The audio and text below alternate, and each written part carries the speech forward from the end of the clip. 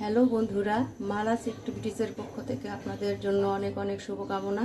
আমার আজকের রেসিপি লটপটি বলা যায়, মুরগির গিলা কলিজা আলু দিয়ে রান্না করব। আমরা প্রথমে কড়াই তেল দিয়ে নিচ্ছি,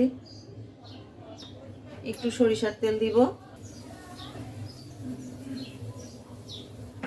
প্রথমেই আমরা মশলাটা তেলে দিয়ে দিব।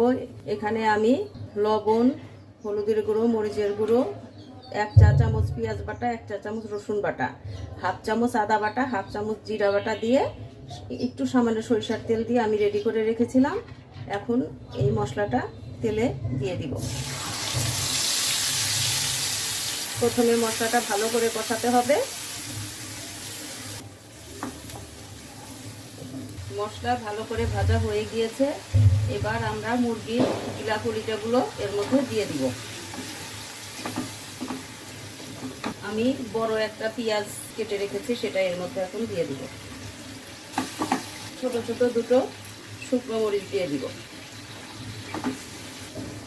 বন্ধুরা, আপনারা এটা চিনেন কিনা জানি না, এটাকে চুই ঝাল বলে।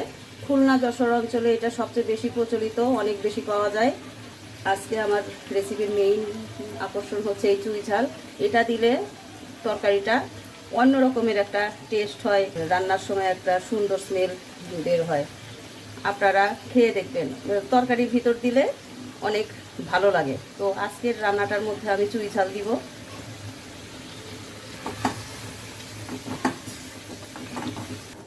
এবার আলুগুলো দিয়ে দিব ভালো করে। এবার পুরো তরকারিটা আমাদের ভালো করে কষাতে হবে।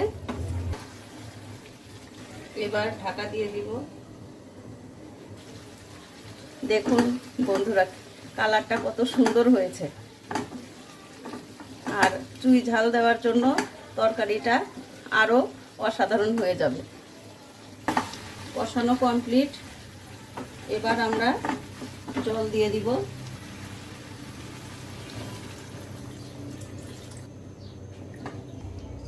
ঢাকা দিয়ে দিলাম। ঝোল ফুটে উঠেছে। এবার গরম মশলার গুঁড়ো দিয়ে দিব।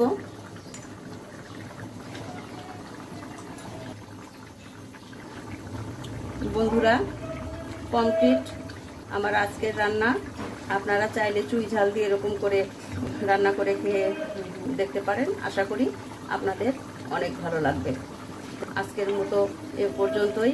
আপনারা সবাই সুস্থ থাকবেন।